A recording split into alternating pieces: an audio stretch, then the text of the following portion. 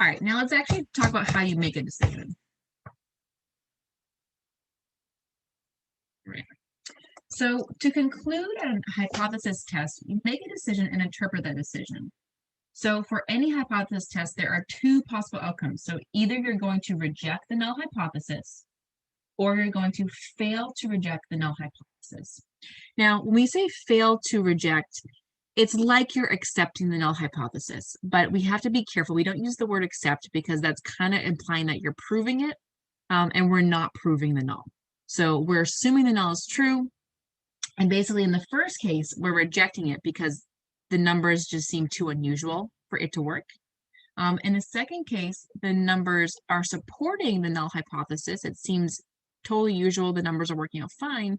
But again, I'm not proving anything. So we say fail to reject, meaning like we can't get rid of the null. It seems like it's working. And this is called making a decision, obviously, and we're going to use the decision rule here. And it's all based on the p-value or the probability. So if your p-value is less than or equal to your alpha, and again, you're choosing your alpha before you start your study, then you're going to reject the null. If it's greater than your alpha, you're going to fail to reject the null. So in the first case, basically, it's just saying that your p-value is so small, your probability is so small that this is so unusual. That means like something must be wrong, the null is probably wrong. And that's really what it's saying, is your probability is so small that the null doesn't seem to make sense. So we're going to reject it. So failing to reject the null, as I said, does not mean that we have accepted that it is true, right? We're kind of saying like, we accept it for now, but we're not proving that it's true. So we want to be really careful there. So it just means that there's not enough evidence to reject it. So I don't have evidence to say that it's false. To support a claim, state it so that it becomes the alternative hypothesis. So this is something that's important. If you actually are doing research, because I can never prove the null, you actually want your claim to be the alternative hypothesis. Ideally, that's what you want to do. So to support a claim in a research project or something like that, you actually want to state it so it becomes the alternative hypothesis. So if you're rejecting the claim, you want to state it so that it becomes the null hypothesis. Okay, so depending on which side you're on, you're trying to support the claim, so show that, yeah, the claim looks good, then it seems true, then you want to put that as your alternative hypothesis. If you're doing research and you're trying to reject the claim, then you state it as the null. Most of the time, we're trying to, I feel like in real life, support a claim. So usually you're trying to state your claim as the alternative. I would say that's more common than not. And the reasoning is because I can't ever prove the null, but I can either accept or not accept the alternative. And then here's kind of like how you can word your statements at the end. So if your claim is the null and you reject the null, then you would say something like, there is enough evidence to reject the claim.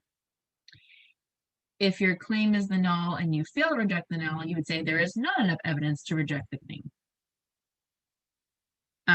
And then the alternative case, you could say there is enough evidence to support the claim, or there is not enough evidence to support the claim. So we're wording it as supporting or rejecting. Again, we're not proving anything here.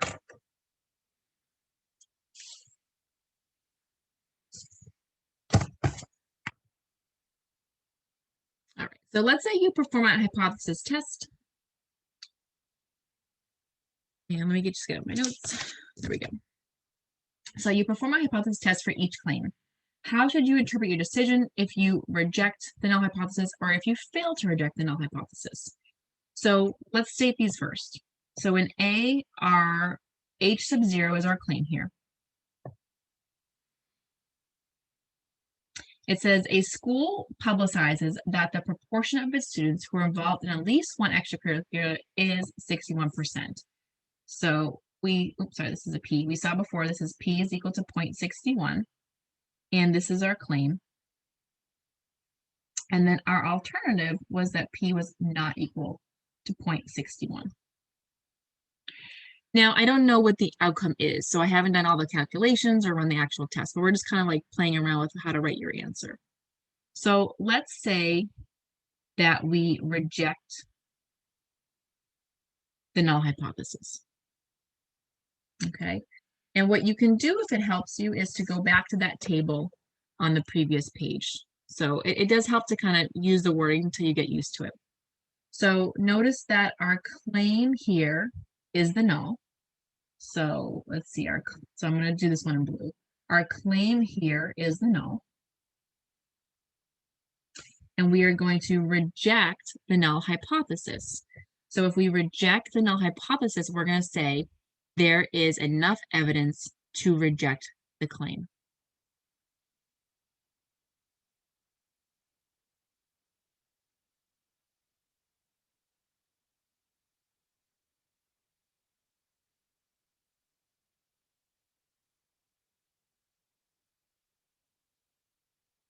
So again, for this first example here, example 4a, my null hypothesis is the claim. So I'm looking in this column right here.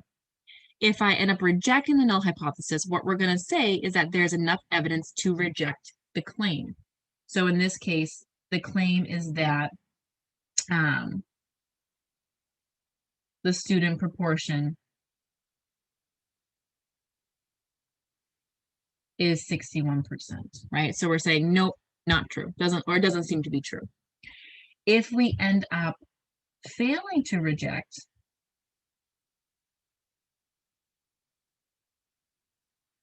well, go back to your chart. What does it say? If we say fail to reject, we're going to say there is not enough evidence to reject the claim.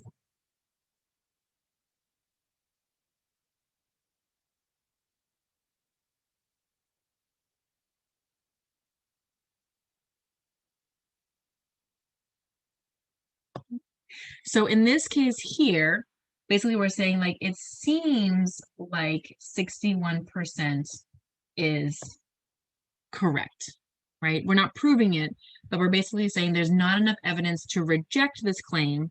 We can't reject it. So we're saying like it seems like it's fine, right? I can't prove it, but it seems like it's okay. Let's try the other one here. Okay. So here our claim is going to be in the alternative spot. All right, so the car dealership says that the mean time for an oil change is less than 15 hours. This is going to be our claim. So our null is greater than or equal to 15. All right, so let's say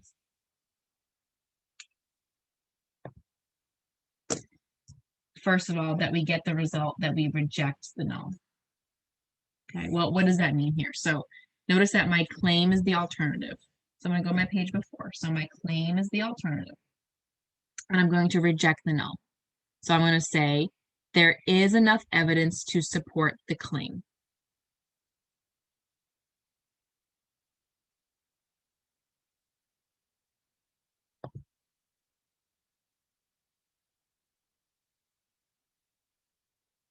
Okay. So in this case, we're going to support the claim. And the claim was that oil changes take less than 15 minutes. Okay, so we're supporting that. If we fail to reject the null, all right, well, what would we say? There's not enough evidence to support the claim.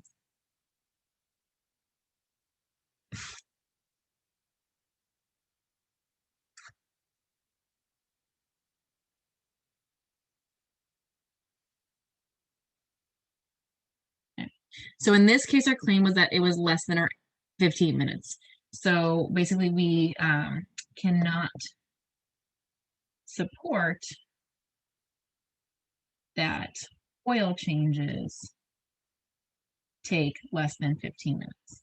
All right, so it seems like the data is not showing that. It's taking longer than 15 minutes. And again, as you're getting used to the interpretations, I would really recommend going back to your chart here, right, to see, okay, how do I start my wording? And then hopefully it'll become more natural once you kind of get that starting piece and you can kind of look back and say, okay, what was my claim here? Oh, my claim was 15-minute oil changes. So how can I work that into my wording?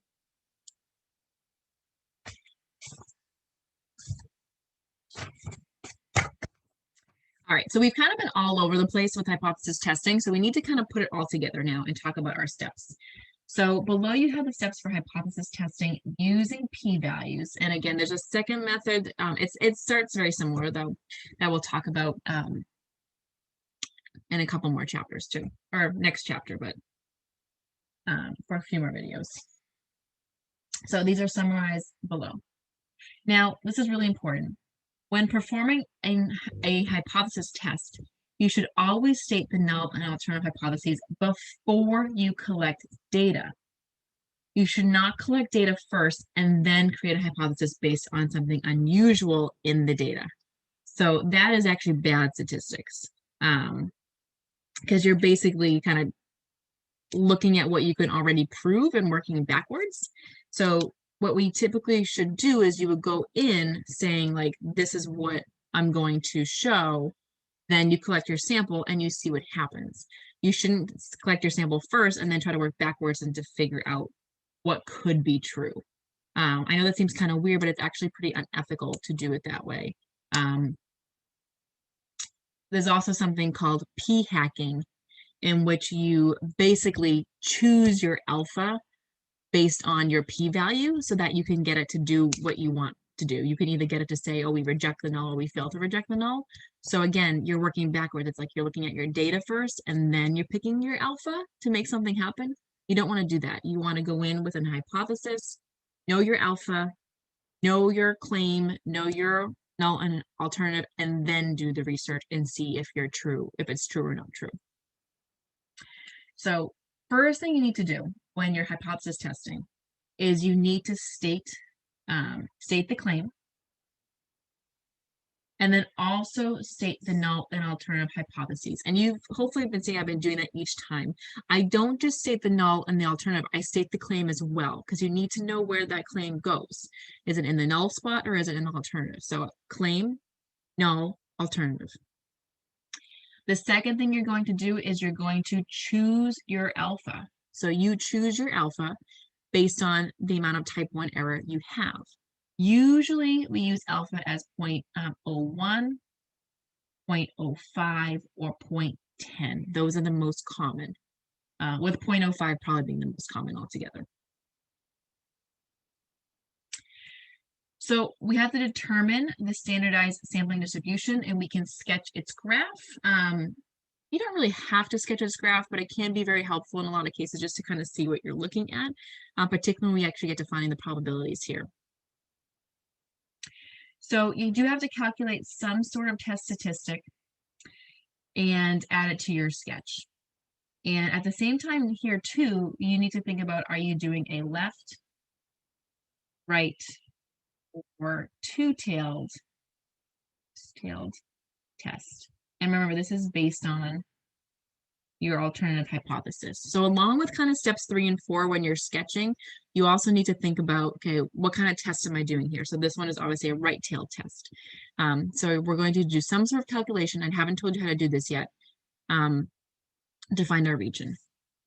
Then we're going to find our p-value. So your p-value is just this region right here. It's just like we did in chapter 5. And then once you have that, you're going to make a decision. So if your p-value is less than or equal to your alpha, then you're going to go this way and reject the null hypothesis. And if your p-value is greater than your alpha, you're going to go this way and fail to reject the null hypothesis. Again, basically we're saying if that p-value is super, super small, then our null hypothesis is wrong, is what it looks like. And then finally, of course, you're going to write a statement just like we did in the last example, in the context of the problem and of the claim.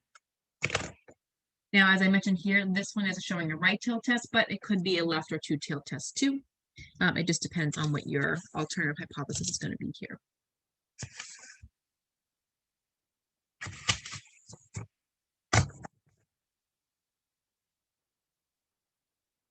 So just some things to think about when you're hypothesis testing. And in the next chapter in your book, we're going to actually go through the whole process. So I think it'll make a lot more sense once we kind of go through the whole thing from start to finish, and you can see that process all put together. So let's just run through this last example. So in a courtroom, the strategy used by an attorney depends on whether the attorney is representing the defense or the prosecution. And in a similar way, the strategy that we will use in hypothesis testing should be dependent on whether you are trying to support or reject a claim, right? You cannot use a hypothesis test to support your claim when your claim is a null hypothesis. So usually what happens is, as a researcher, to perform a hypothesis test where the possible outcome will support a claim, you want to word the claim so that it is the alternative hypothesis. Now, you can have a claim as the null hypothesis. We've talked about this already. But most of the time, as a researcher, we're trying to support some claim, right? So we're making some claim. Yes, this medication works. Yes, this weight loss program works. Yes, this country has a higher average height than another country. Whatever your claim is, usually you're trying to show that that claim is true, or at least leaning towards true. So you really want to support your claim most of the time. So when you're doing that, we're going to put it in the alternative hypothesis. To perform a hypothesis test where the possible outcome will reject a claim, then you're going to use it as the null hypothesis. So when would you want to do that is if you're trying to kind of say that someone else's claim is wrong. So maybe you're looking at an advertising campaign and a company says, hey, no, I don't know, sneakers make you run faster, whatever it is. And you're like, no, they don't, because you work for a competing company or something like that. Well, now you're in the spot that you want to show that the claim is wrong, right? So in that case, you're going to state it as the null. All right, so a medical research team is investigating the benefit of a new surgical treatment. One of the claims is that the mean recovery time for patients after the new treatment is less than 96 hours. How would you write the null and alternative hypotheses when you are on the research team and want to support the claim? So let's start with that first. So we want to support the claim, okay? And the claim here is that the mean recovery time is less than 96 hours.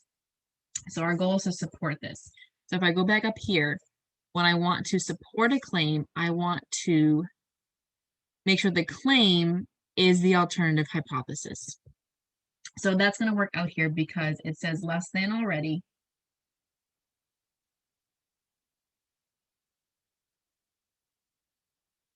So you want your claim to be the alternative hypothesis. Okay. How should you interpret a decision that rejects the null hypothesis? Okay, so we are supporting the claim, we are rejecting the null hypothesis. So here, our claim is the alternative hypothesis, and we're going to reject the null hypothesis. So if I go back to my table, my claim is the alternative, I'm going to reject the null. So I say there is enough evidence to support the claim.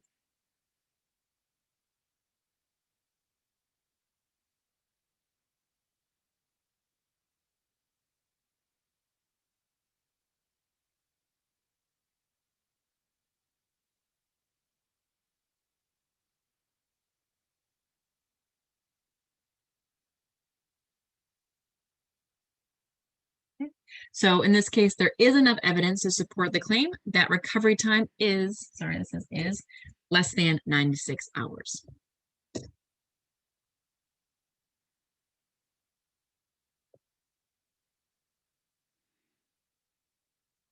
All right, how would you write the null and alternative hypotheses when you are on the opposing team and want to reject the claim? So we want to reject the claim. Okay. So if we want to reject the claim, let me move down. We want to reject the claim. We want the claim to be the null hypothesis. So we want claim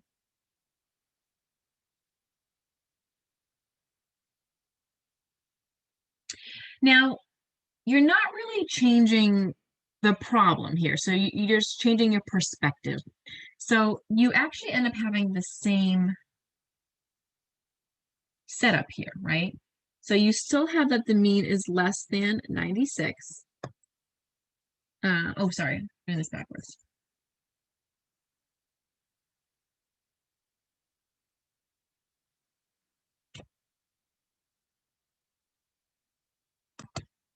Okay, so let me start over here. I'm not explaining this right. So we are now on the opposing team. Okay, so we want to show basically that their claim is not correct, right? We're the opposite guys.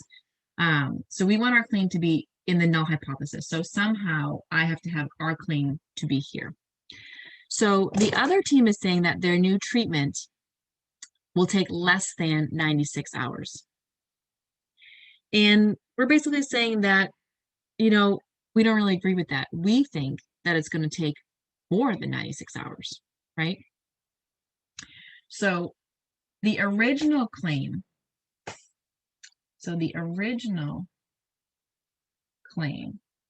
is that the mean is less than 96 hours. So what we're going to do here is we're going to make this the null, and we're going to put it here. And what the opposing team is really saying is they're really saying that it's going to take more than 96 hours.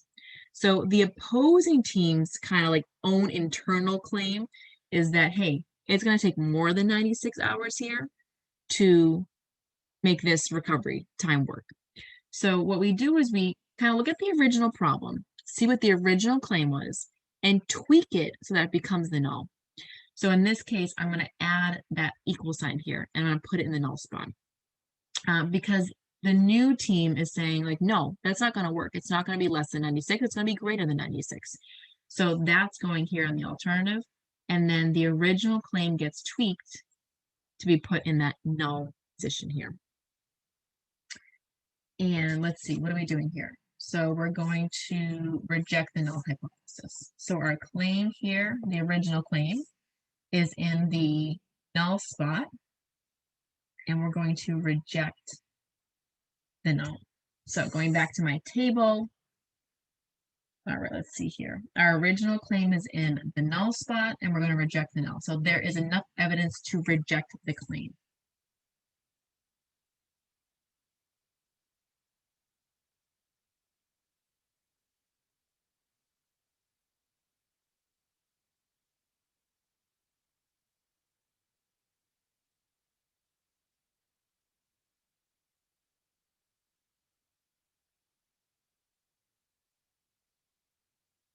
All right, so basically we're saying here that there is enough, because we're rejecting the null, so we're rejecting this. So we're saying there's enough evidence to reject the claim that the recovery time is less than or equal to 96 hours. So when you're thinking in the opposite way, right? So you're trying to be like against the original data or the original claim that's being stated, you're going to move that claim to the null position, adding in an equality sign as you need to, and then your alternative becomes what the opposing team is going to think that's going to happen, right? They're going to say, no, the mean is supposed to be greater than 96. So it just gets you to think a little bit more of how you want to set up your null hypothesis. Now, for us, as you go through, just take the problem at face value for what it says in my math lab. So if it words it a certain way, then just do what's stated there. And like I said, I think most times when we're doing research, we are tending to want to support a claim. So particularly with new research, like trying to show that a medication works or a certain procedure works or things like that. So a lot of times we're trying to support a claim. So you're going to put it in the alternative hypothesis spot in the real world. If you're on the opposing team, that's when you'd want to have it in the null, when you want to show that that claim is false. So there are cases where you are going to put your claim in the null, but like I said, I think more often than not in the real world, it tends to be the other way around. Now, I know this is a lot of information for this section. In the next section, we're going to actually put it together and do some full examples. So hopefully that will help you see the process a little bit better.